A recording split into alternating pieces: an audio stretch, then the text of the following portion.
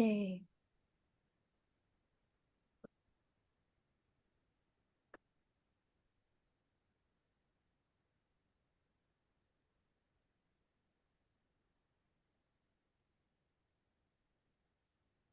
Yay.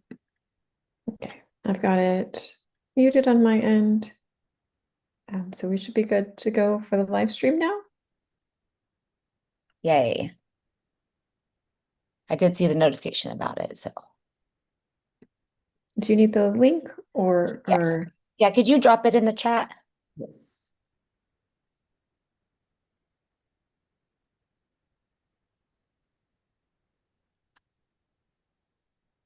In the midst of everything that's going on, the thing that nearly broke me is that we have to move out of our office today. Oh no. Thankfully, some people from our team are helping, but I was like, we thought the session was over, and psych.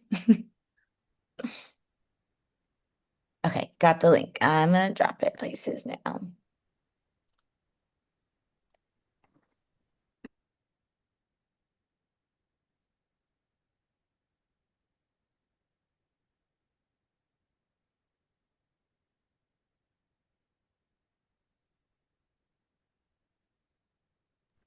Okay, are we ready to let folks in?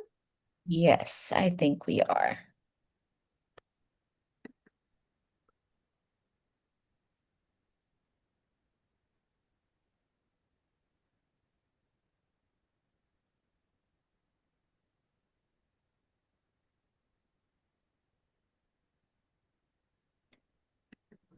Hi, everyone.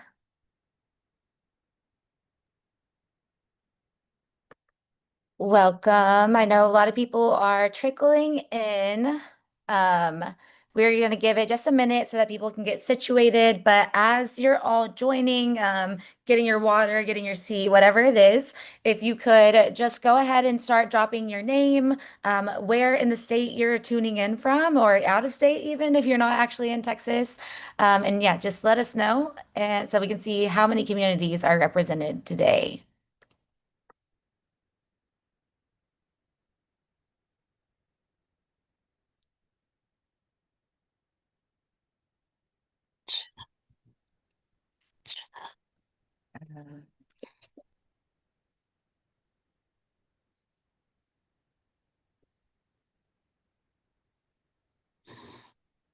Okay, we see Dallas, a lot of the Dallas area, McKinney, Houston, Corpus, incredible. Austin, RGV. Okay, so glad to see y'all are here as well. I mean, Texas is a big state, and it's quite unfortunate that we're here with one hearing. But we will get into all that very shortly. If you're just joining us, you'll see that folks are dropping in their names and where they're calling in from in the chat. So please feel free to do that and keep that going as we get started. I think that we will go ahead and dive in. I know some people are still going to be joining us a little late or over the next few minutes, but we do want to get through all the information that has happened since the last time we met, whether you were on one of our webinars last week, at the very start of the special session in which we overviewed what we knew about the redistricting process at that time. But now, as of today, we have an update. There is proposed maps that have drawn or drawn maps that are being proposed that we will really dive into what are the big changes, as well as talking about how to, actually take action. So keep dropping your names in the chat, as well as where you're calling in from, and then we will have time at the end for questions.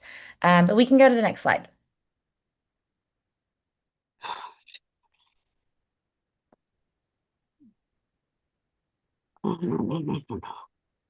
All right. So just before we get started, just wanted to overview the fact that this call is being hosted by the Fair Maps Coalition, who Steph is a great leader of. And that includes a lot of wonderful organizations that have been doing a lot of work on redistricting for a while now. But I'm going to go ahead and pass it to Steph to talk a little bit more about this. Hey guys, so the Fair Maps Texas Coalition got started back in 2017. A few of the good government groups in the nonpartisan space got together. So Common Cause Texas, Clean Election Texas, League of Women Voters Texas, and a few others. And a few months after that, we added ACLU, Texas Civil Rights Project, Texans Against Gerrymandering, and some others. And since then, we continue to grow the coalition space. We've got Move Texas. I'm not sure if MGage is officially a part of the coalition space. We need to talk to Nikki about it, but Nikki's here. She'll be providing testimony today as well. Um, Not testimony, sorry, she'll be providing part of the presentation. But thank you guys so much for taking the time to be here today. We very much appreciate it. We have a very short turnaround. Unfortunately, the legislators only given us 2 days to rally the troops and get folks up to the Capitol to provide testimony. But thank you guys so much for being here. Perfect. Thank you. And then I realized I didn't even introduce myself. So I will say that I'm Amber Mills. I'm with Move Texas, and I am based in Austin. And then you just heard from Steph Swanson, who is from Houston, right, Steph? Originally from Houston, now I live out in Austin. There you go. Yeah. And I'm originally from East Texas, but lived in DFW. So I love this state, know many different communities from it, and know that they're all different and have different needs. So that's why this is so important. But I will pass it to Nikki to introduce yourself real quick.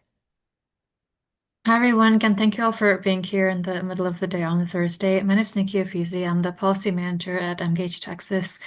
We're a C3 dedicated to mobilizing Muslim American and API voters, and we would very much like to be part of Fair Maps. I will pass it to Mary. Hi everyone, my name is Mary Ibarra. Pronouns are she, hers. I'm based in Austin, Texas, and I work with the ACLU of Texas. I am a voting rights strategist. Nice. And then we will go to Veronica from TCRP. Hey everyone, my name is Veronica Warms. I'm based in Austin, Texas, and I'm the voting rights policy attorney at the Texas Civil Rights Project. Thank you so much. So this is all who you're going to be hearing from today, but behind the scenes and on the computer, you're also going to have Emily French and Marlisa from Common Cause. So they're both going to be in the chat helping answer your questions. Y'all can come off and say hi too if you'd like. But yeah, they're in the chat. So we're going to be trying to answer questions as we go, but we'll also have space at the end. So we can go to the next slide to get started. Okay, so I talked about this a little bit, but just in case you're just now joining us, please drop in your name and where you're calling in from. Today's call is going to be a legislative update as far as just where we are in the process compared to last week, which was the first week of the special session. We will go into the proposed congressional map that was released yesterday morning and all the changes that are associated with that, and then talk about the upcoming hearing, some testimony guidance, and other ways to take action. Okay, and so like I said, we're going to get into the actual testimony a little bit towards the end of the call, but just in case someone can't make it, we wanted to put this on your radar in case it already isn't. There is a hearing, a public hearing at the Texas Capitol on the proposed map on Friday. So a big thing to note is that there were the three regional hearings last week in Arlington, Houston, and Austin, and then 4 virtual Senate hearings, but all of those came before we ever had a map. So that was, causing problems for so many issues. I think it just really highlighted how rushed this process is being and how people were being asked to have an input on something they didn't even know what it will, or an input on like changes that they didn't even know would look like yet. And so the big difference between those hearings and where we're at today or tomorrow is that we do know what this map that they're pushing through looks like now. And so we will be breaking that down, and we're asking as many people who can come to Austin on Friday to come and speak up for your community, specifically if you're one that is having significant changes. And so there's some details on there about like the actual hearing tomorrow in person. But like I said, at the end, we will also dive a little bit deeper into that. We can go to the next slide. Okay, and I'm going to pass it to Veronica. Hey, so thank you guys so much for joining us this afternoon. I'm going to give you a rundown of some redistricting fundamentals, starting off with a vocabulary session, since we use so many technical terms in the redistricting process. So these are some terms you're probably going to hear. All right, first we have cracking, which is breaking up communities, generally communities of color, to dilute their political power in a district. We also have packing, which is drawing lines to intentionally put communities in one district to limit how much influence they have in other districts, right? So you can pack a bunch of people together to sort of consolidate the voting power in one place. Communities of interest are a group of people with shared concerns, interests, and characteristics, and this does include racial and ethnic groups. And finally, a performing district is a district drawn so communities of color can elect the representative of their choice that actually does what it was designed to do, right? It actually performs for those communities of color in actuality. So next slide. Okay, so this is just a way to visualize the cracking and packing process. As you can see, you can have the exact same distribution with very different actual outcomes in the electoral process, depending on whether you crack communities or pack them together. Next. All right, so why are we here? Just as some background, every 10 years, the Texas legislature is mandated to redraw district lines to update it for US Census data. This makes sense, not a bad thing. We need to account for changes in population and different distributions of population. But what came out of the 2020 census is that people of color made up 95% of Texas's population growth. And it was basically communities of color that were driving that population growth. And because of that, Texas was supposed to gain 2 congressional districts in the 2021 redistricting session. Next slide, please. Okay, so despite that immense growth that we were talking about in communities of color across the state, the legislature drew maps that deprived many individuals of color the opportunity to elect candidates of their choice. So their districts did not perform for those communities. In 2021, civil rights groups and the DOJ brought lawsuits to invalidate the maps under Section 2 of the VRA on the ground that they impermissibly drew maps that deprived communities of color fair representation. And there were some groups that also brought claims of intentional discrimination and racial gerrymandering in violation of the 14th Amendment. Texas has maintained that it drew the maps race blind in 2021, and they did this to dodge accountability in the judicial process. Next slide. Okay, so just to kind of break down what this looks like in real life. So in our population, we have 60.2% of our population in Texas is communities of color, while our congressional delegation makeup only comprises 34.2% people of color, while white voters control 65.8% of the current congressional delegation. So the makeup of the delegation doesn't reflect the diversity in our state. And this is, it's really important to note that this is not a fight about political parties. This is about political power and who gets to wield it. Namely, they are trying to dilute the voting strength of communities of color for their own ends. So next slide, please. Okay, so about this map, who filed it? Chairman Todd Hunter. He is from Corpus Christi and is also the chairman of the Calendars Committee, but he is on the Redistricting Committee as well. And who drew these maps? The same dude who did it before, Adam Kincaid. He's based out of Virginia, the president and executive director of the National Republican Redistricting Trust. He also testified in court in the current redistricting lawsuit that he drew those maps race blind. So it's very interesting that he was contracted again to draw these maps to allegedly remedy racial considerations. And finally, the bill number is HB 4. Next. Okay, so what are some of these changes? And Steph is going to go into a little bit more detail about what this looks like in practice. But essentially, the map proposal increases Republican representation by 5 seats, and it accomplishes that by taking representation away from communities of color. And this is achieved through extreme packing and cracking, as we saw on the previous slide, and we'll get a little bit more of a visual in a second. But it creates false majority Hispanic districts that would not perform to actually elect a candidate of their choice. It intentionally targets and dismantles currently performing districts, several of which have historical significance. So for instance, Congressional District 33, Mark Beasley's district, was a court-ordered district to comply with the VRA. And now his principal community of Tarrant County and Fort Worth are drawn out of his district, which we'll go into in a little bit more detail in a second. Several of these districts were targeted and put in place by the courts to reckon for past discrimination by the state, such as 33. And it's very overt and very brazen racial discrimination. Partisanship alone does not explain this map. It also reduces the current number of performing districts for communities of color from 13, which is already, as we saw, abysmal representation, down to 8, which is just unconscionable. All right, and next slide, and I will turn it over to Steph to go through these changes in more detail. So we want to show you the maps. That was our catchphrase for the past 2 weeks, because we wanted the legislator to show us the maps. So we have the maps, and we're going to walk you through the changes that we find are problematic. So this is just an overall representation of what the partisan makeup, what the partisan leaning, I guess, how Republican and Democrat these districts are going to be. Do you go to the next slide?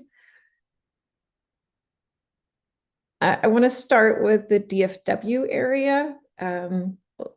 Like Veronica mentioned, you can see on the left CD 33. That was originally a court-ordered district to reckon for past racial gerrymandering that the state got up to last decade. So they have now shifted CD 33 all the way, just about all the way over into Dallas. And they have completely removed CD 32. So communities of color there currently are electing Congressman Johnson. That district now runs all the way to the border, to East Texas, and parts of CD 32 have now been incorporated into CD 33. CD 30, Jasmine Crockett's district, is now ultra-packed. And then I heard last night as well on social media that she has been drawn out of her district. Her home is no longer included in CD 30. Okay, next slide. So we're going to move to the Houston area. Some of these districts, a lot of these districts, I would actually say all of the ones that we are concerned about are historical districts because they have been electing a candidate of choice for probably more than 20 years now. So there is deep, rich history associated with these districts. We're going to start with CD 18. CD 18 was the home district for Barbara Jordan, one of the first Black women ever elected to Congress. That district also has Texas Southern University in it, has a lot of deep, rich history and pride. That district has now been shifted down and combined with CD 9. So CD 18 has now been very packed. CD 29 is another historical district. That was put in place, I believe, in the 90s, but that district has been allowing the Latino and Hispanic communities on the east side of Houston to elect a candidate of choice. I also lived in that district when I was growing up, younger. So CD 29 has now been shifted up. That district in the current map was actually a majority minority district. That was protected under Section 2 of the Voting Rights Act. For them to target that community is considered intentional discrimination. They have moved it, like I mentioned, it's a historical community with much significance. And there's questions as to whether that district now is going to elect a candidate of choice. CD 9, if you look at the proposed map on the right-hand side, it's that yellow district. That is CD 9 now. Formerly, CD 9 was being represented by Congressman Al Green. CD 9 is now leaning Republican, and it has been given this artificial level of Hispanic population. However, that district is not going to perform for the Hispanic community. Okay, next slide. Central Texas is also very upsetting. So Congressional District 35 was a court-ordered district from last decade's redistricting litigation. MALDEF, the Mexican American Legal Defense and Education Fund, was instrumental in getting that district created and put in place. That district has allowed the Latino and Hispanic communities there to elect a candidate of choice. That district has been completely removed. Not only that, but if you look up in Travis County on the east side of Austin, where a lot of CD35 originally was, those folks have now been mixed in with a district that runs all the way down to the coast and down to Port Aransas. So there are no common interests shared between East Austin and Port Aransas. Another thing I wanted to point out was CD20 in San Antonio. This district now has been ultra packed with communities of color. Next slide. The last changes I wanted to point out were along the border. CD28 and CD34 have been targeted. They have been diluted, and now the communities there will no longer be able to elect a candidate choice in those districts. Not only that, but the boundaries of CD28 have pretty drastically shifted. And now you have parts of South Texas being included with upwards north all the way up to Eagle Pass. Next slide. Overall, what does this mean for representation for communities of color? So you guys remember the slide from earlier for the current congressional districts. Currently, with our current map, 35% of the congressional districts are being represented by communities of color, even though they account for 60% of the population. Really, that number ideally should be more like 23 or 24 congressional seats for communities of color. But with this new racial gerrymander that the state is trying to rush through, this decreases representation for communities of color now to 21%. So this is very shameful, very overt racial discrimination that we are now dealing with. Okay, next slide.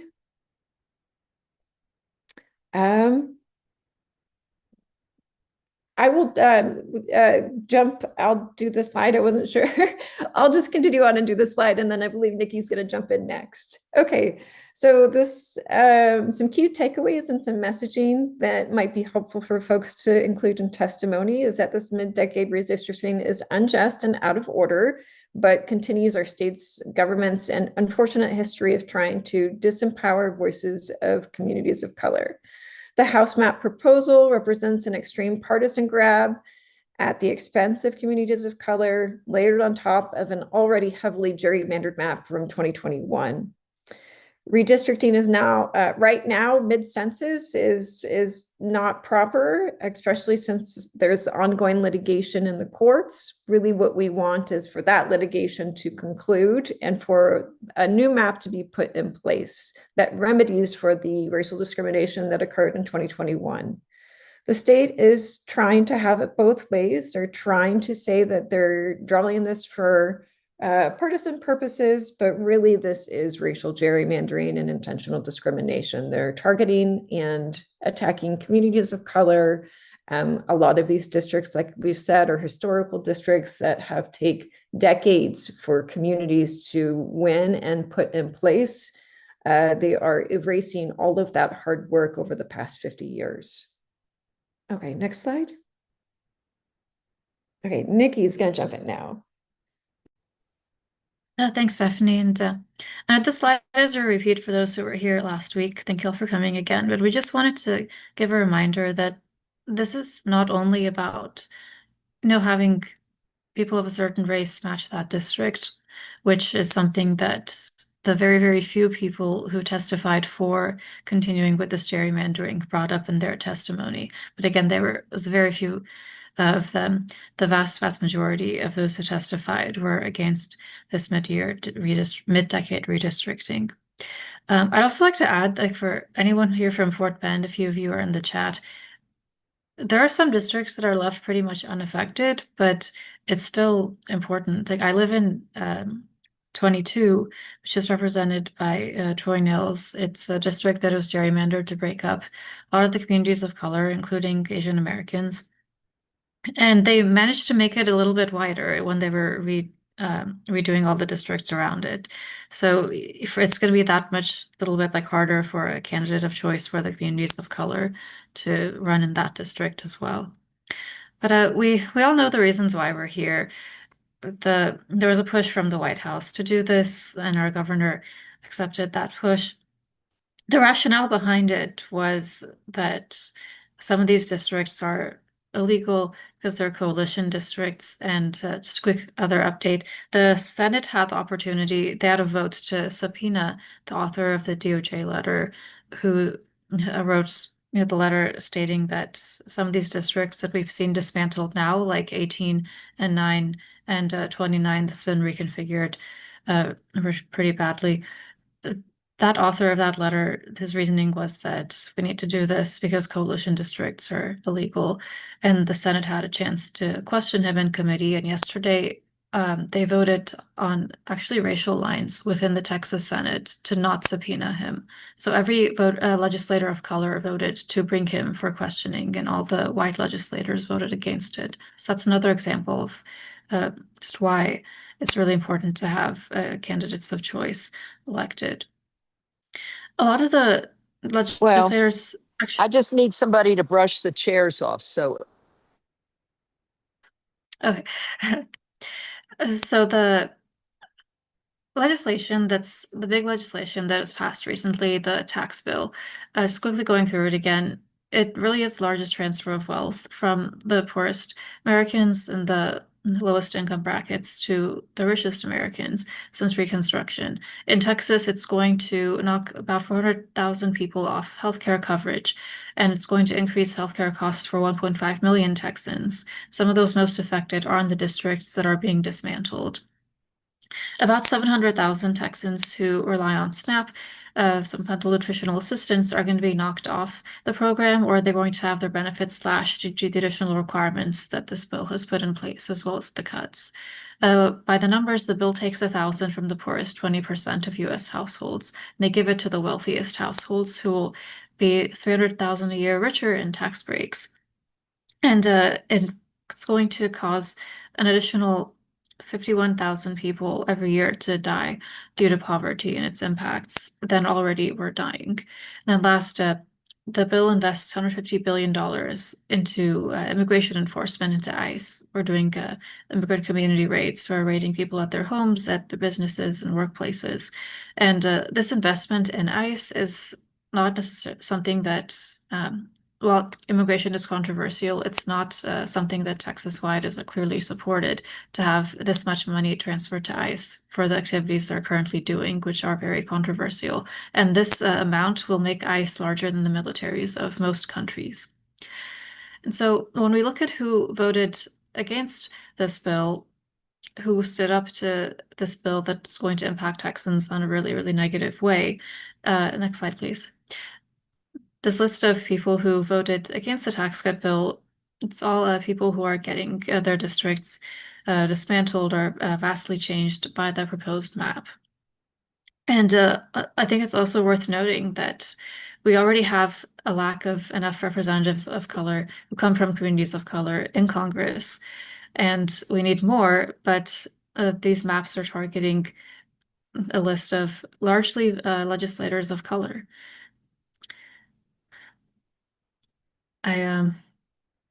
Sorry, it's just incredible, mind-boggling. Before I move on to the next slide, I think it's important for our testimony to also bring these reasons that hit home as you're telling the story of why racial gerrymandering and its impacts are important to you. That these people that are running this process have heard for hours and hours and hours over days how even our current maps are unrepresentative, and they decided to dig in and make it even more so. So with that, I'll pass it over to Mary. Can I jump in really quick and say one more thing on top of that? CD 18 currently, it was being represented by Sylvester Turner, who passed away this past March. And had he been in office, he would have been, or if they had a representative in office after his passing, that he would have been the deciding vote for the tax bill. And so the governor right now is refusing to call a special session until November. That's not quite legal to have that district not have any representation for so long. if you guys live in CD 18, that would definitely be worth mentioning in your testimony.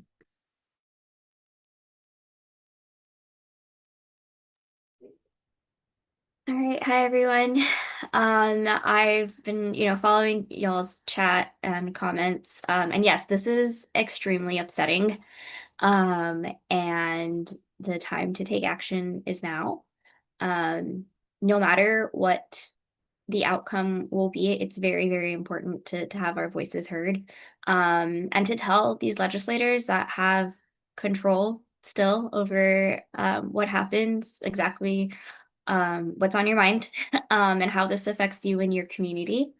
And so just wanted to take note of that. Tomorrow is a really big day in this, and then the process will continue as it moves through the legislative um, system. We don't know if like the Senate will submit their own map, or if they'll wait till the House, sends their map over to the Senate. But every step of the process is really important, including all the field hearings that we had earlier, the past week, in the last week, and what's happening tomorrow. So first way, which is really impactful, is testimony. And so just a quick recap, if you haven't testified before, on what testimony looks like. So providing verbal in-person testimony is one of the most effective and direct ways for citizens to participate and influence the legislative process. It's going to happen during the committee hearing after, so this committee, the House Redistricting Committee, decides whether or not to vote out the map to send to the floor for all of the members to vote on. And so the folks on this committee have a very powerful place. And so basics, whenever you craft your testimony, they'll have you confirm your name. And now that we have a map, you can say you oppose HB4, which is the bill that this map is under. And so for the field hearings, you couldn't, because we didn't have something yet in front of us. So folks had to be under record as neutral, but now you can say you oppose them. And then you can start off by greeting the committee and sharing what your community looks like, what your congressional district is. You can do Find My Rep. There's a website here. And you can, voice your concerns about the lack of transparency in this process, the corruptiveness of this process, including any other, notes from, the previous slides on how this directly affects you. And share your personal story. I think one of the best effective ways is to make this testimony yours, on how you talk about what's happening and how it affects you. You can ask for more districts to be drawn for communities of color. And at the end of your testimony, the chair will say any questions for, the person that just testified or this panel. Most of the time they'll say no, or like nobody will pipe up, but just in case questions are asked, they're able to ask those questions and you can respond. If you don't have a clear answer, it's okay to say, I don't know right now, I can get back to you, or just say no. But usually what we've seen is that they've just been either making comments on folks' testimony or breezing past, but there may be questions. And if you don't want to answer the question, then don't answer the question. We can go to the next slide. So just some more tips for testimony. You can repeat your testimony from the field hearings if you testified earlier this week. This past week, earlier time is relative. You can, make sure to tailor that for saying, I oppose this map that's here, or how it affects your district. We've mentioned saying how this has a discriminatory effect on communities of color. Our current maps are still in litigation. What was voted through in 2021 and where we currently live, it's still under, it's still in the courts. So you can ask for those to be concluded first. You can talk about your community's needs. I think in light of, the floods that happened a few weeks ago, in Central Texas, the federal government plays a really, really important role in disaster response. And your representative, the people that they are redrawing in, those are your best, plugs into the federal government and disaster response and like casework and whatnot. So you can talk about how that affects you. If these districts span hundreds of thousands of miles, it's very tough for a representative to do their job properly in if there's a natural disaster. Um, you can talk about decades of fighting for voting rights and what it's meant for you and your community. Um, Highlight federal policy implications, immigration, education, healthcare. All of that is on the line and has been. And also changes to district lines. They're destroying historical districts. And if your district was removed, reshaped, or split in ways that break up, talk about that. You can highlight who benefits from this and who loses when maps are drawn this way. We can go to the next slide.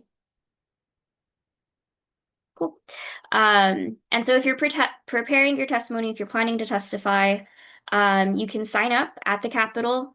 If you've been at any of the field hearings in Houston or Arlington, they had paper registration. Now that we're back in the Capitol, you can register at any of the tablets that are there. We will have volunteers there with computers to help folks register, or if you take your own computer or you take your phone, you can register while you're there. So thankfully that the chaos of registering to testify or registering a position is going to be mitigated a lot more now that we're back in the Capitol. Registration will probably open up an hour before the hearing. And will be open. The chair at the beginning of the hearing will announce when he's closing registration, but usually it's like an hour past when it starts, or he may extend it. Make sure you know your time limit. The hearing posted said that there's 2 minutes. And so be mindful of, how you're crafting your testimony and how long that takes.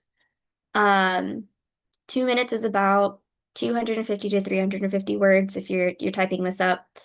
You can practice what you want to say. We'll have folks there if you want to practice with us. You can do that, or on the car ride on your way over, or tonight when you write it out. You can read from your paper, from a piece of paper. You can read from your computer. You can read from your phone. But those are all available to you. And so one last thing to note is public testimony will be capped at 10 hours. This past week they were capped at 5, and so probably a large amount of people that signed up to testify didn't get to have their voices heard. And so this hearing will extend longer. I do want to let you all know it is going to be a long day, but we're going to try to make this as easy as possible for you guys. We just want to make sure that you're able to register and before it closes. And we'll have, food and snacks and waters for y'all. We'll have an area. There's going to be official overflow rooms that, the committee staff has set aside and the clerk, but then we'll also have a space for us. And we'll have snacks and whatnot. Because the hearing rooms don't allow for food or drink, and so we have an area where you can come in and decompress if you'd like.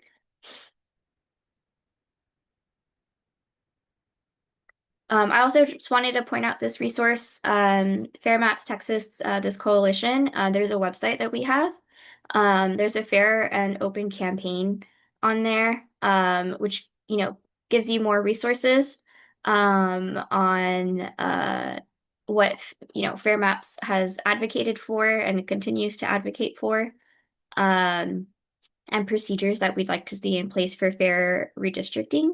So you can reference that, go take a look, and if you want to pull talking points from there or ideas from there, you can do that.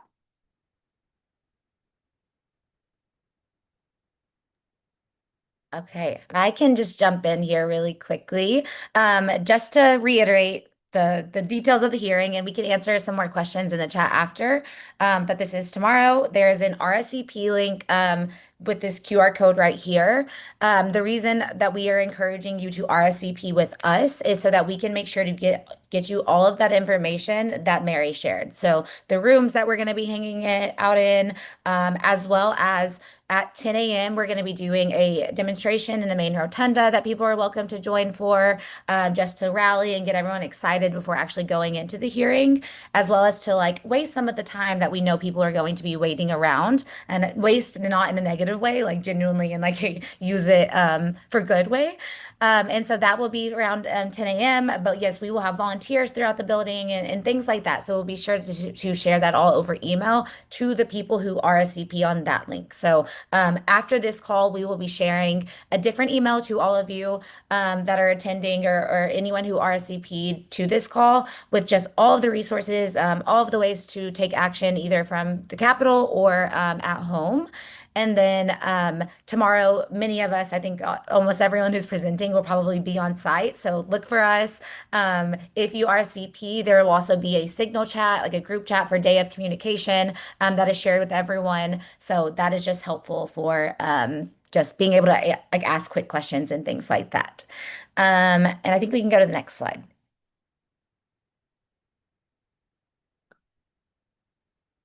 While we're doing that, I see the really quickly a question about testifying. So official registration will be on site, and it will be by electronic kiosk. So those are in the extensions, which is like down below the main building of the Capitol.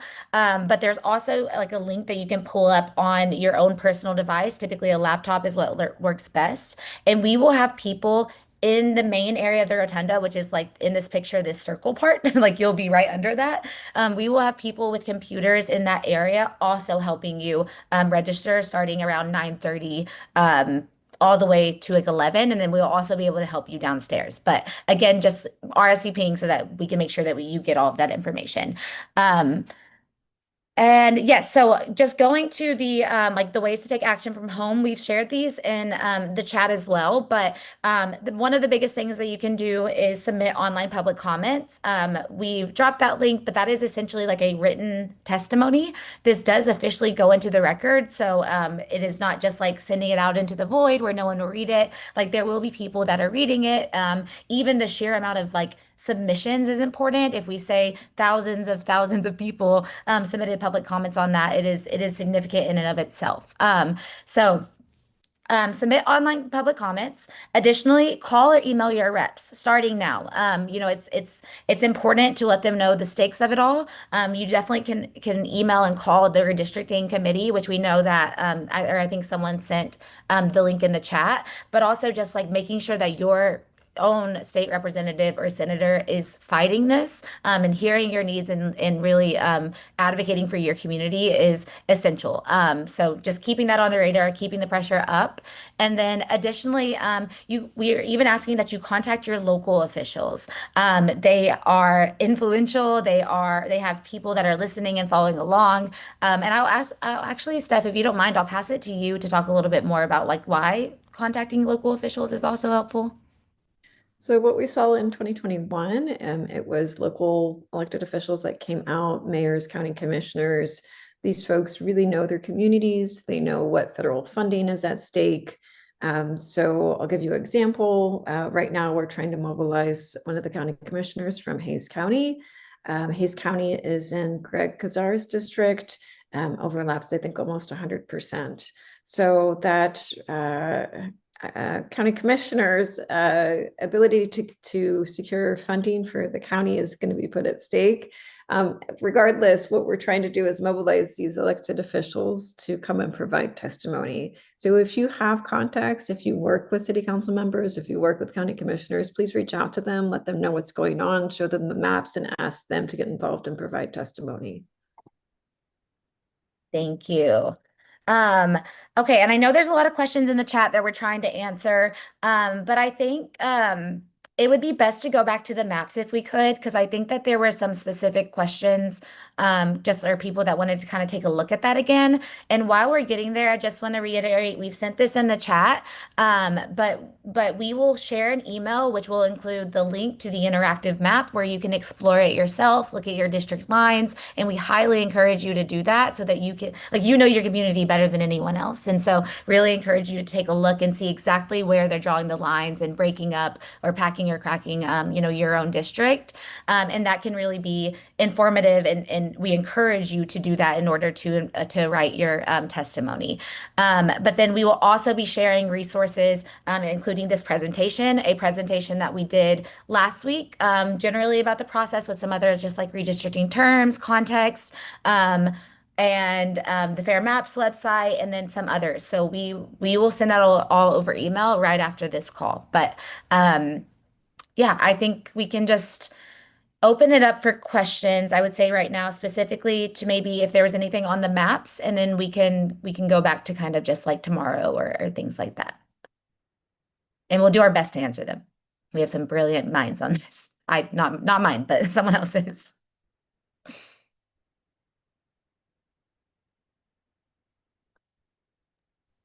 So some people are asking, why is someone from Virginia allowed to redraw Texas maps? It is a great question. Why it's allowed, I mean, I don't know, it beats me. That's a question you should So ask real. the legislators. You should ask that to the committee, because Texas is all about Texas. Everything's bigger and better in Texas, so why they're outsourcing this to another state? It's a good question. Really, Agree. the Um, that actually is behind the maps is actively trying to tear down the Voting Rights Act and redefine the 14th and 15th Amendments. So this is part of a more national targeted strategy, and the National Republican Redistricting Trust is the group that's behind it. I do see a question that somebody asked about dropping cards. That's like registering your position for or against, and you'll have to do that from the Capitol. You can absolutely do that. If you've done it in the past, you can do it again. Like I mentioned during the field hearings, you couldn't really do that. You could just say that you were there because they forced you to say like neutral or on, but you can drop a card against, say you oppose HB4. But you'll have to do it through the Capitol Wi-Fi or from one of the kiosks. there are some folks that are asking, one, like how this is going to impact the election in November, which I believe the answer is the maps wouldn't be put into place until or take effect until next year. But if we can go over, I guess, the process of like if this was to pass, what that would look like and when they would take effect, all that. The map, so the filing deadline is, I believe, early December. Someone who knows this, correct me if I'm wrong. The maps would take effect immediately because the candidates running for the primaries have to know which district they're running in. And this would leave a very short amount of time for counties to prepare for those elections. I believe they're going to have to redo the boundaries and make sure they have all of their voters in the right precincts. And the right precincts and the right districts. And then they oftentimes will have to also send out new voter registration cards and stuff like that. So it's going to come at a cost to all of the counties. I'm going to start up with the folks that have their hands raised. Kimberly Baker, you were first, and it's good to see you again this morning. Yeah, I was just going to make a comment on the question about why are they doing this in Texas? The cynical answer is they can. And the more cynical answer is that Texas is the big fish. So we're like the petri dish. And so what happens here will go nationwide. But I'm just saying this for everybody. But as citizens, engaged citizens in particular, we have to keep this consistent. We have to keep speaking out about it. We have to support the elected officials that think like us, or at least have our best interests at heart. And that, we've been in this before. I heard something the other day that ever since the Voting Rights Act was passed in 1965, Texas has been challenged in court every time, and we've lost as a state leadership, going the wrong way every time. So I just wanted to put those in and say keep the faith and keep working. Thank you. Okay, Lucy Frost, you're next. Hey, excuse me, I'm nerding out on the stats. Those two charts that you have with the bar chart, there's one at the beginning and then another one later on. There you go. Let's run up to that. See how this one, oh, that's the second one. So, but see, let me just show. See that 60.2% and the 21%, that adds up to 81.2%. The first one adds up to 94%. I'm trying to figure out where everybody else went. What happened? No. So say that again. So this whole bar. Okay, so here's the new one. It's white is 62. No, pardon me. Yeah, 60.2% people of color.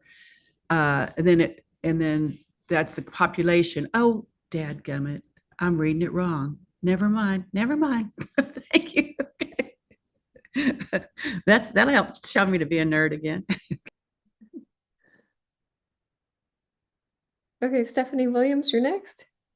Lucy, no worries. I can see where you were going with that. It was an easy misread. So we're good for pointing that out. My question, I apologize if you guys covered this, and I know that this happened very quickly, but is there the ability for us to draw a map, our own map of what these districts should look like, and that's, and incorporate that into our talking points and our testimonies?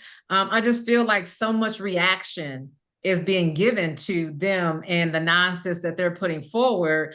I think it would be sensible for us to put forward at least another solution and or recommendation, or at least the community can see what an appropriate district-wide, statewide map would look like.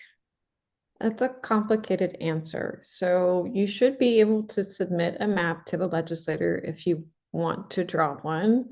And it would be helpful if folks have the ability to do that, especially if you know the boundaries of your community. I would say that it's very complicated in the fact that there are a lot of technical and legal considerations that you have to make.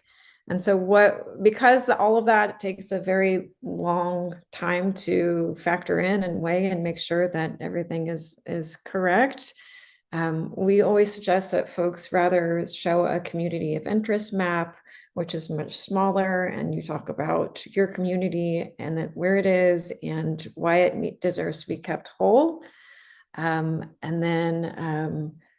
So there is that. And then also the other thing I was going to point out was that there already are maps from litigation that a lot of groups have put together and had experts craft.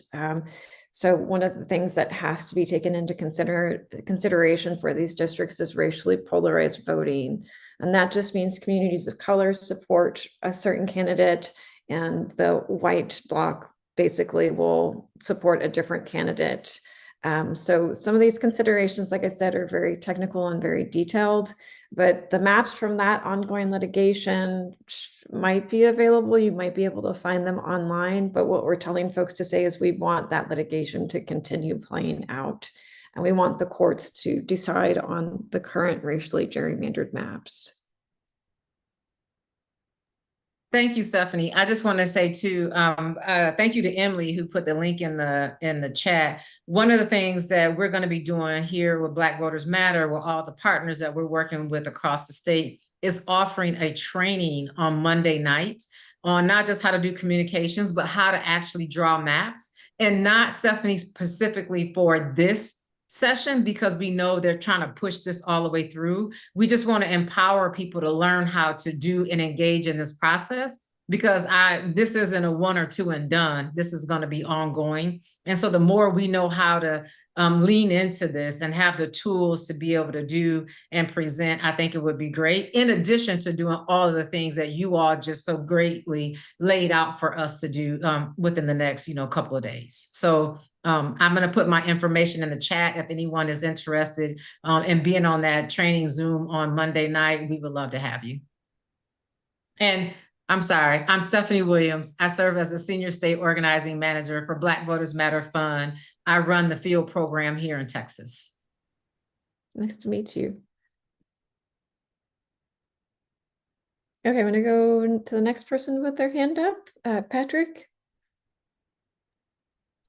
Hey, thanks everybody. This is Patrick Stegemeller. I'm an attorney with the Asian American Legal Defense and Education Fund. Sorry if I missed this when you were listing off some of the resources you're going to be sending out. But is there anything that has readily available information on the specific racial makeups of the new districts compared to the current map? So we can compare and contrast easily, like this went from 32% to 12% or anything like that? Like on a district by district level?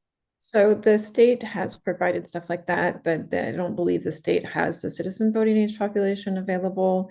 You were actually our co-counsel on our statewide claim. So hi, nice to meet you. I don't think I've ever met you, but we are sending folks, and we are sharing out Dave's Redistricting app because it does have that citizen voting age population data available. And that is something that we can share out and the resources and the email that we send out after the call. Thank you. Okay, Stephanie, you're next, Stephanie Frizzle. Hi, it is so wonderful to see all these Stephanies around and that spell their name correctly and everything.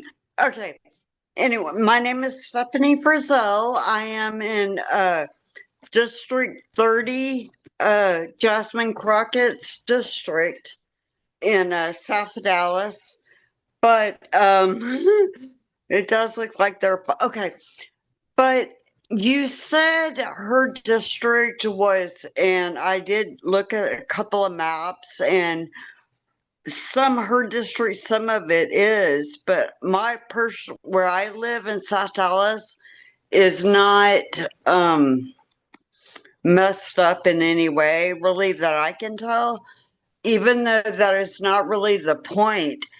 And if your district is okay, not gerrymandered, are you still allowed to speak? 100%. So your district actually has been changed, and they have now packed more members of the African American community from Arlington into your district. So it's now an ultra PAC district is what we're calling it. So it has changed. They've also drawn Jasmine Crockett out of her district. So her house is no longer in that district. But regardless, all intents and purposes, they're passing a brand new map is what is going to happen. Even if your district hasn't changed, this is like setting everything over. We're setting, it's like the reset button. So you definitely have an opportunity to come out and talk about how these maps are impacting you, whether you think this district reflects your community's needs. Yeah, so it's resetting everything. And also, am I correct in remembering that there is already a map in place that is going to court, that is in the court processes from the other year? Okay. Correct. So in 2021, the maps that they passed then, that's already being contested in court by 5 or 6 different plaintiff groups still. So what we're asking for, and what you can consider using in your testimony, is asking the committees to let the courts finish weighing in on the discriminatory maps they passed in 2021. Okay. Thank you very much. And Democrats need to stand up about this. I mean, I'm getting really upset with them. And okay, thank you. Thanks. Okay, Brett, I think you were the next person that had your hand up. Thanks. Just a quick question. I'm curious what you all think is your best guess on timing, when this could hit the House floor, when the Senate could vote on this, just for planning purposes for those of us who need to kind of space out when we ask our Texas communities to make calls and show up. If I they go, can, oh, go ahead. go ahead. If they go at warp speed, which I wouldn't be surprised about, then I think it would be reasonable to expect it to hit the House floor by Monday, in which case it could make it through the Senate potentially by the end of the week, next week.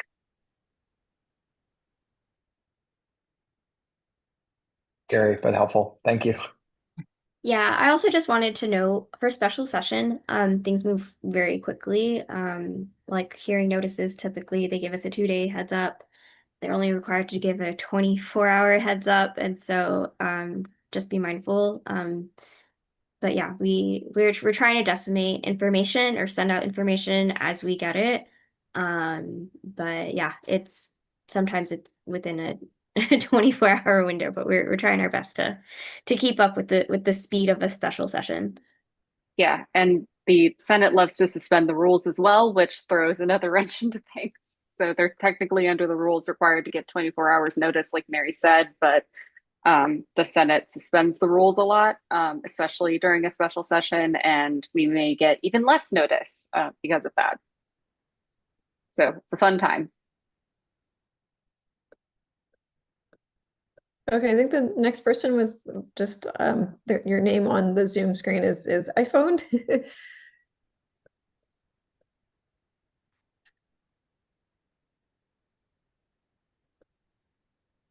I think that's me. Yes. That is you. Okay. Hi. Sorry. I'm at work, so I'm like trying to bake and talk and listen. Somebody had actually you guys answered the question for me about what tomorrow actually is supposed to be moving forward. So you're saying that tomorrow we're just being heard. What is the chance of this actually affecting anything, us going and testifying? It will make a matter for the record. So, for example, in 2021, I think there were only 500 or 600 written comments submitted through the portal. Just with the field hearings alone on the House side, there were more than 4,000 comments. I think we're right under 4,000 comments. That is a strong piece of evidence to use in litigation because a large, disproportionate majority of those folks were opposing this process. So this helps us create a record for litigation at this point. Yeah. And then honestly, too, a lot of the testimony can also be used for litigation purposes. There is clear discriminatory intent at these maps. And so we need folks to come out and provide testimony on the impacts of the maps, how it's going to affect you, how it's going to affect your community, just basically what we've seen at the field hearing so far. You guys have done an amazing job with testimony. We're asking you guys just to come out and repeat it, basically. Yeah, I'll just quickly add, as a non-lawyer, I mean, the record is important, but I'll also just speak to the fact that the more that we have people show up in person and short notice and a rush process on a Friday when, a lot of people are working, it really just helps like paint the picture narratively as well in the media. And I know it's like, okay, well, what does the media care? But it's like it helps get the word out as well and make sure that more people that are being reached that maybe aren't following along, basically the fact of ensuring more coverage helps us reach more people and include them in this fight. And so I think just even like from a numbers perspective, it's really important just to get the word out as well. Okay. All right. And well, thank you guys. I'm literally paid to go talk to the legislature, and I can get that, a lot of the times it feels like their eyes glaze over and they don't really listen. So I can get how it feels like it doesn't make an impact, but trust me, like hearing 10 hours of testimony opposing a specific issue, I think it's really hard to, like at the end of the day, think that that doesn't have an impact, even on those legislators that you think don't agree with your position.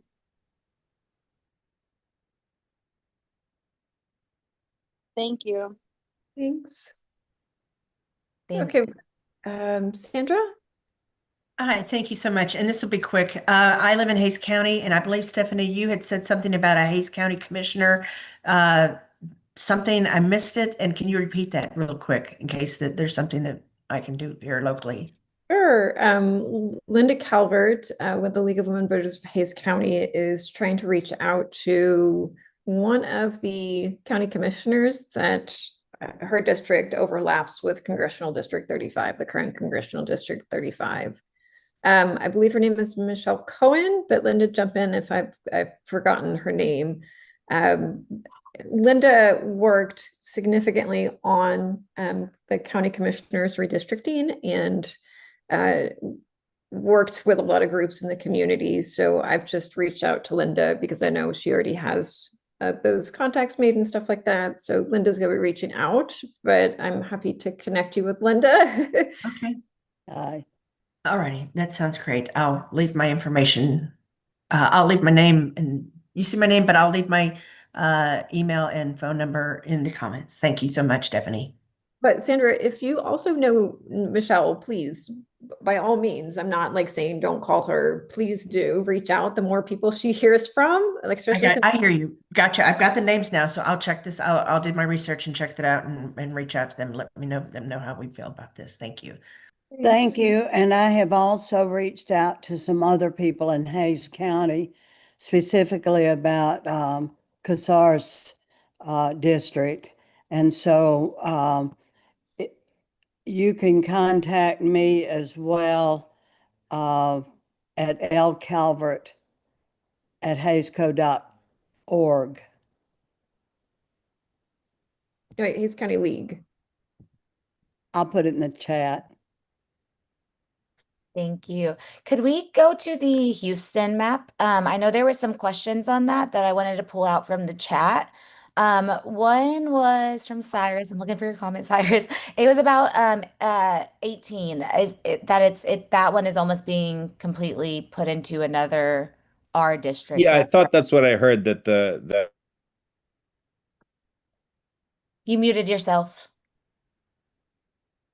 yeah, that Congressional District 18, Sylvester Turner's, the one that Sylvester Turner recently represented, was being basically put into House District 9, which is totally Republican district and goes all the way east. Is that correct? Is that what you No, said? so it's being put into the current Congressional District 9 that's being represented by Al Green. So part of it's going into Al Green's district now, and then another chunk of it is being split off and put into CD 29. Got it. Okay. There was also a question about Al Green's district, so I was trying to find that one, but I think it was more so like, what are the impacts? Is there anything else additionally you'd like to add, Steph?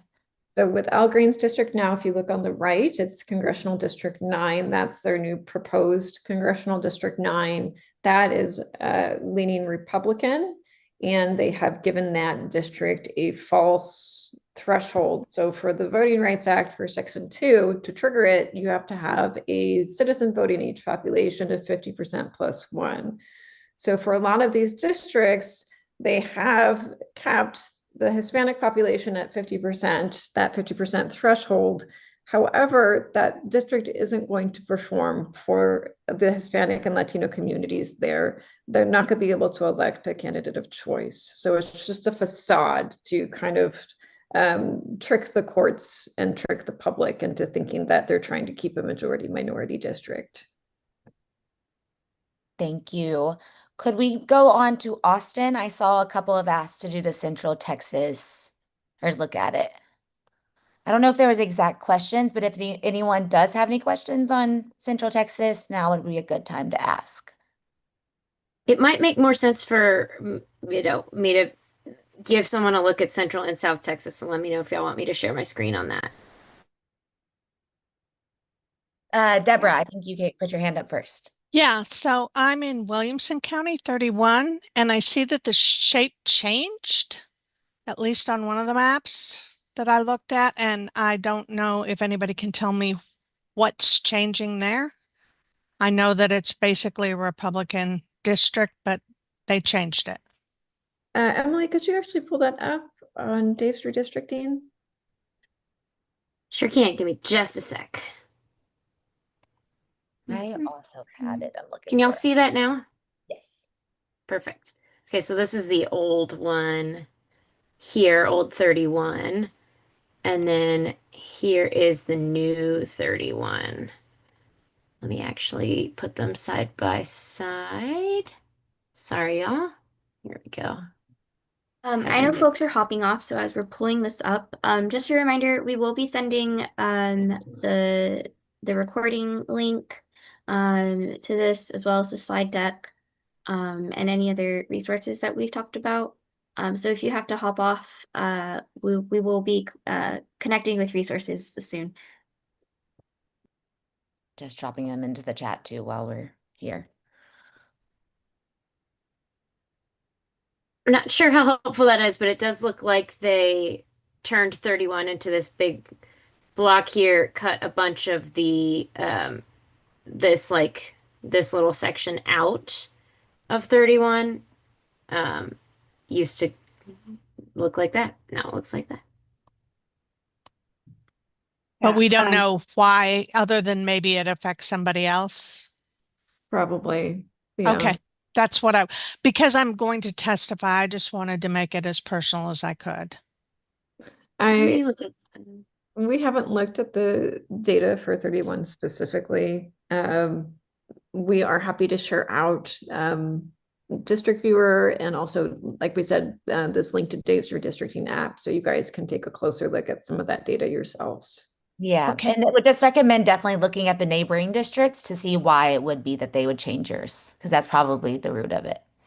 Thank you. It looks like there are a little more minorities in it, in the new map, and a lot more up in 25. So, sorry, I don't have in-depth analysis, but clicking around can. Okay, let's go to Lucy. Yeah, so I'm looking at, I live in Manshaka, and so I'm in Doggett's district right now. Looks like we're going to move over to whatever that one is in the orange on the right where it says Kyle. I don't know what number that is now. To the right of 37 in the new one. What's that one become? 27. So and then 35's down there. Okay. Well, here's the upshot of my question, really. I have this idea about how to do a press conference where we visibly show people moving. It would take a little bit of doing, but I'm up to do it. Somebody in this group, like really savvy on these maps, could help me do that. I've got it set up where I'm taking people and have like one person that would represent 25,000 people. And so I get in there and I get confused because you get like, well, the number of, say, Black people declined in this group and they didn't go to the next thing. So where did they go? Does that make sense? Does that sound like an odd question? I need like super savvy map data person that I could ask questions of. Maybe tomorrow during the 10-hour day? Yeah. We don't know exactly where they've moved. And that's one of the points that we've included in our Fair and Open campaign. Like legislators are sharing their thought process behind this. So it's difficult for us to tell where they're shifting people in and out of. For some of these more convoluted districts, like specifically in Travis County, just looking at that would be very difficult for me to tell like what their thought process was. So that's just one of the parts of the Fair and Open campaign that we're asking folks to uplift in your testimony. Like these maps are so complicated. Where is your thought process? You are an elected official. We have the right to know what your thought process was when you created this map. Well, and I think for the general public, again, I'm trying to aim to the people that are not tuned in, will not be at the Capitol, just so people understand what's at stake and what's going on.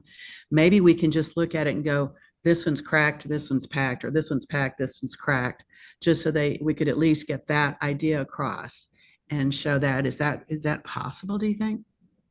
Yeah, I think that would Okay, be possible. You're welcome to email us and we can try to great. Who's us and what's the email?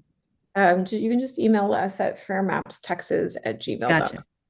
Gotcha. Thank you. Yeah. Thank you. Okay, Anna. Let me turn this stuff on. Hi, I'm Anna. My question is it's silly, but it's regarding colors. Is there any way to make the maps, the current and redistricting colors match for the like 37? Could it be blue on both maps? You know, I mean, obviously 35 is not going to be on the redistricting map, that the purple would be gone. But is there any way to make those colors match so that when you lay them against each other, people can visually see the pink is like gone, you know what I mean? So I feel like it would be more visually impactful if they could see like the purple disappear and the green get shrunk down, or and it be able to relate to the same district on both maps. I believe I would have to look, but Day Street Districting app, I don't know if you have the ability to assign colors. I think the program does that for you automatically. So I believe the district figures from the state are consistent with color, and we can pass those documents out to folks if you'd like to take a look at them. Was hoping to do it on the Dave's redistricting one, because that one you can like really zoom in and turn on the precinct layers to be able to see where people's precincts lie and how just for impact, to be able to do like a graphic social media posts for people to see their district change colors.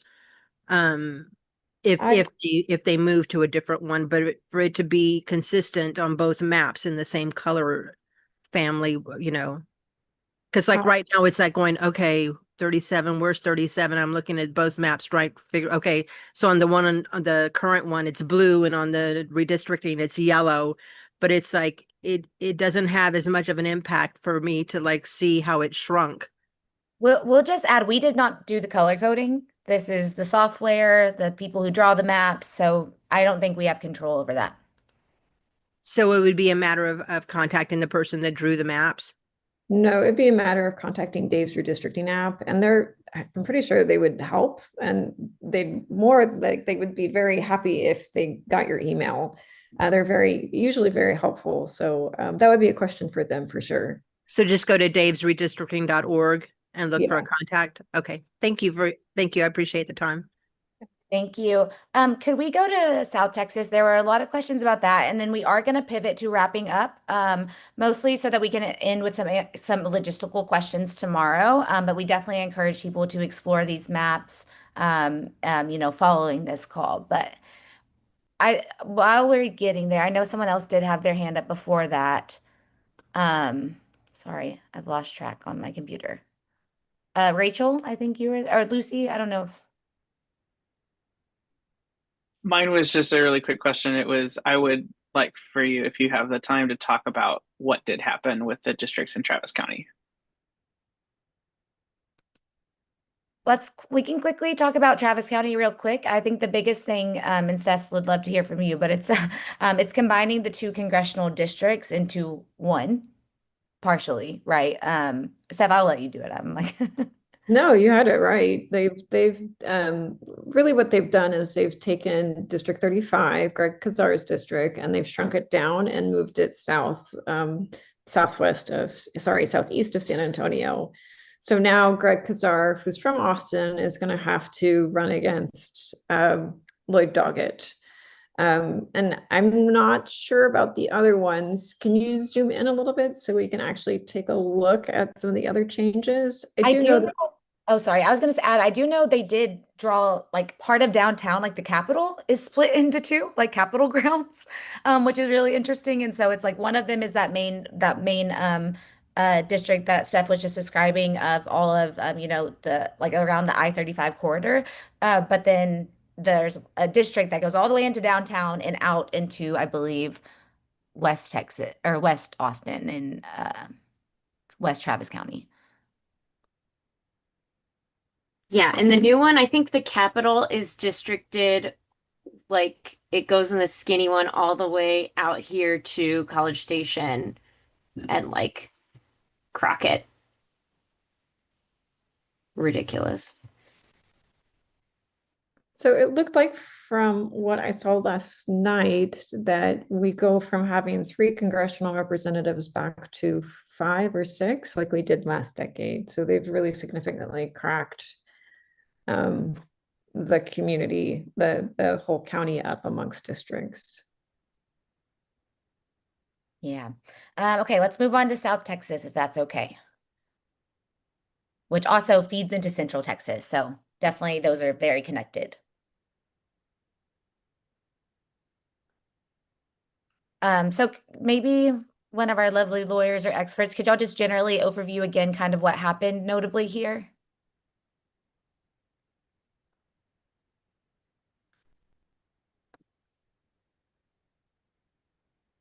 Okay, I was waiting for someone to chime in. South Texas is a little more complicated. Currently, the districts on the left, there are some competitive districts down there. And so what the state has done is moved some of those more competitive districts into other districts that won't perform. This area is going to be very difficult to what am I trying to say, explain in court, and that's best left for some of the experts. So I'm not going to go into many of the details about it. For our intensive purposes, you can see that 34 now stretches up to Corpus Christi. So they have gone and added more precincts up. And that District 34 is the one that's right there on the coastline and stretches along the border for a little bit as well. 28, currently you see it on the left. What they've done to 28 now is they've expanded it and it goes all the way up to Eagle Pass. So they've added a lot more of the rural community along the border into that district, I believe, if I'm looking at the right one.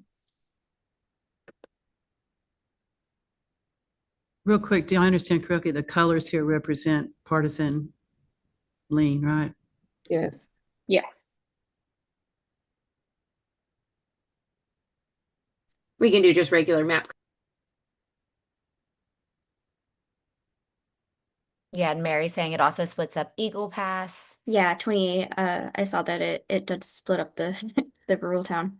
And then 27 folks had asked about it typically 30, like previously 35 had like that, Travis. I don't know if this completely goes into some Travis and like Hayes, but it's definitely scooped up around 37, which is like the anchoring district for Austin. And so previously 20 McLeod, that district didn't really touch that area. And now it has the Gulf Coast has cut out Corpus, and it goes into Central Texas a lot more. It looks like there's a question from John or John. This is John McKiernan Gonzalez. I have a number of friends who are deeply concerned. They're out of state, but this disenfranchisement of Latino and Black and Asian American citizens affects them because they have public schools. They benefit from the National Weather Service working nicely. Should I encourage them to provide their feedback to the state of Texas regarding this maps and how this will affect them? Absolutely. But Steph, I saw you come off mute. I was gonna say it doesn't really count. At least I thought for the Texas legislator, you actually had to be a constituent and reside in Texas. But maybe I'm wrong. Amber, you might have more knowledge on that. No, I'm sorry. I misheard it. I thought you meant Yep. just generally like nearby, but from out of state, yeah, I don't um I think like I don't think it would help for Texas legislators. I Okay. think Congress, yes. Like they should be calling their own Congress members and maybe, and someone correct me if y'all don't think so, but asking them to also help just like support the fight in Texas. Yeah, I will say if you are submitting online comment, they're requiring it to be, and that's like in the official public comment portal, they're requiring you to be check a box that says you're a Texas resident. As far as like calling and emailing, like that's, that's public and that's a Okay. publicly available phone number and email address. I think really what we need folks from out of state to recognize is like the fight is here in Texas. And so whether it's, putting attention into what's happening, like this is really like the testing ground for really bad policies. So like bringing attention to what is happening here. Some folks have, put up some links for, other ways to plug in or donate. I'm not going to direct y'all to donate to anything. Because of we're C3. And so that's up to your circle. Um, and yeah, I think also just like letting folks know that like this is a really dangerous precedent. And it's gonna have a ripple effect. And so preparing, even like contacting their legislators because this may happen in their state chamber next, is also important. And also always reaching out to your member of Congress and expressing, concern as well.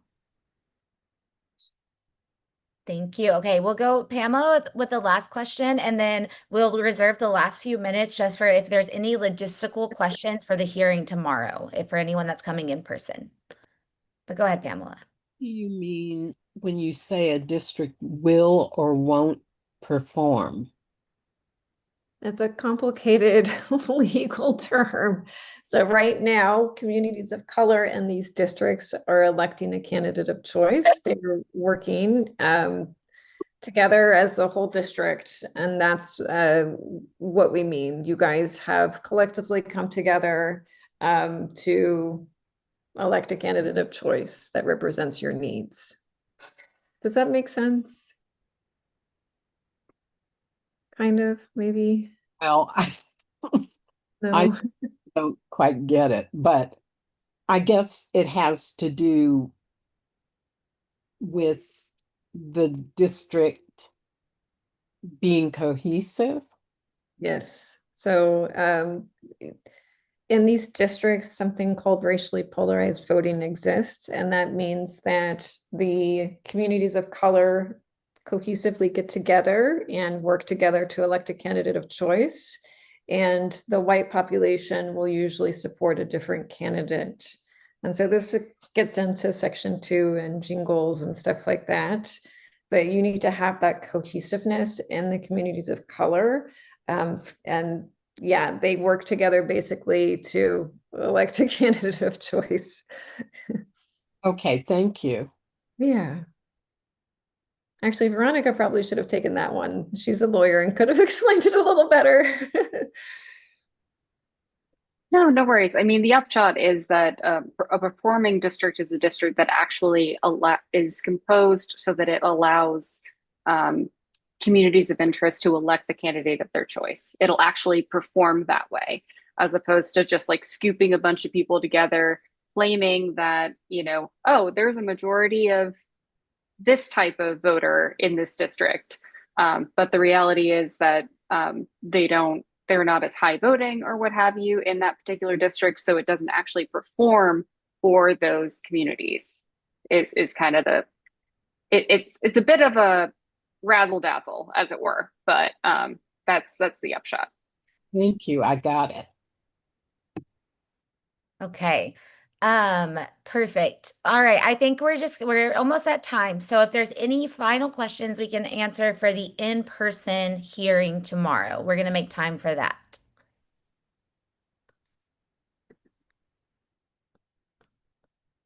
And I know someone wanted to know what our organizations were, so I threw this. That's perfect. Thank you, Emily. Yeah. Yeah. Oh, sorry. Sorry. I also saw one question asking about a specific representative's map. Representative Jolanda Jones has submitted a map. I cannot speak for the Fair Maps Coalition or endorse any particular map, but what I would say is if there is a map that you feel that represents your interests better, feel free to bring that to a legislator's attention. Thank you.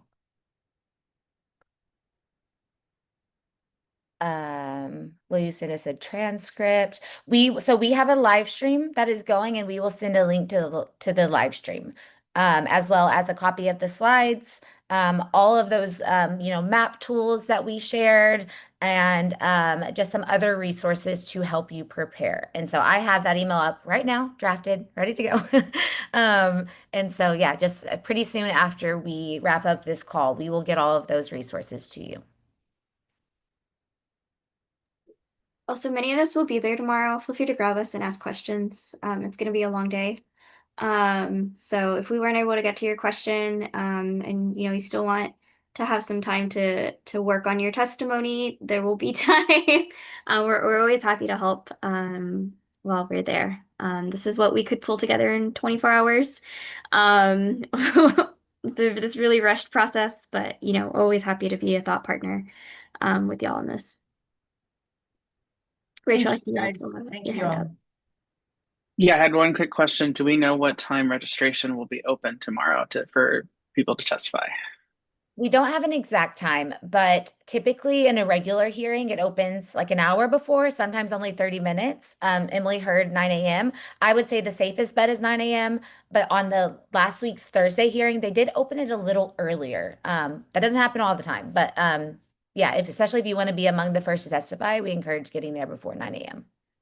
Okay, yeah, I'm local and I've done this before, so I joined the Signal group chat, and if anybody needs help, I'm planning on being there probably even before like when the parking garage opens, basically, so like 7.